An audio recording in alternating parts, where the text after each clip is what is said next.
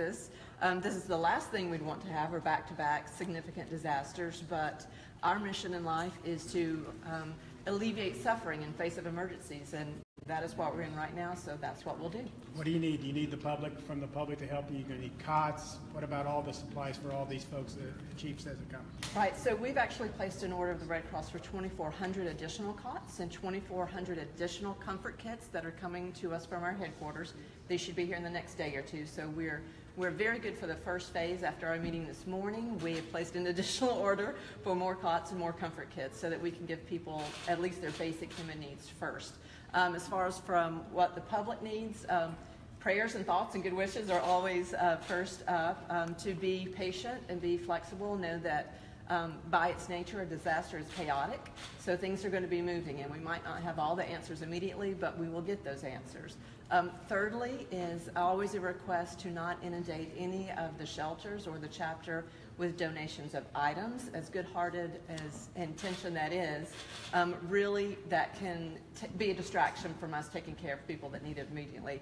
So donate to the charity of your choice, research it, make sure it's a reputable charity, and then we'll let you know for items once we get into the game. So in total, how many cots, how many comfort kits?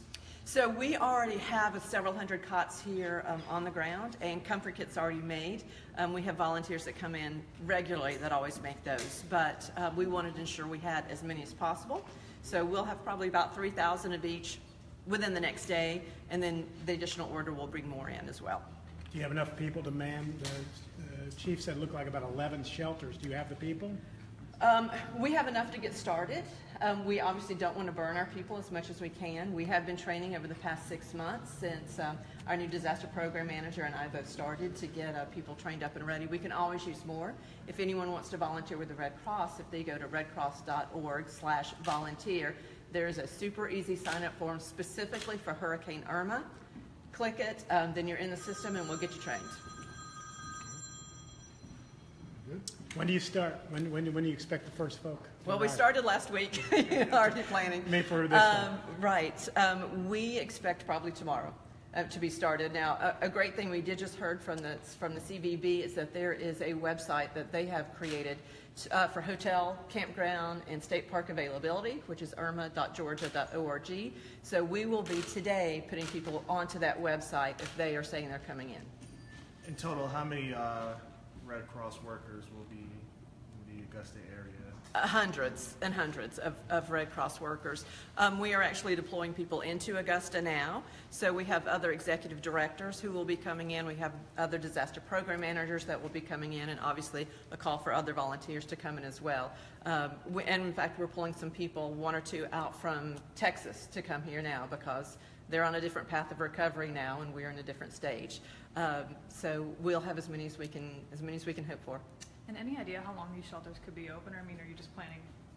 We're really doing it on a week by week basis. You know, we were lucky that we had the great weather during Matthew, so that was people were able to get back maybe a little bit earlier. We just don't know what it's going to be, but we'll stay open as long as we're needed. The city was having a fundraiser, I think, tomorrow with money to go to the Red Cross. Salvation Army. Okay, I'm like, I don't know about that. Salvation Army? Okay. But yay, good for them. It was for Harvey. I wonder if there's been a shift in. I don't know. But no, it was Salvation Army, right, Jim? Yeah.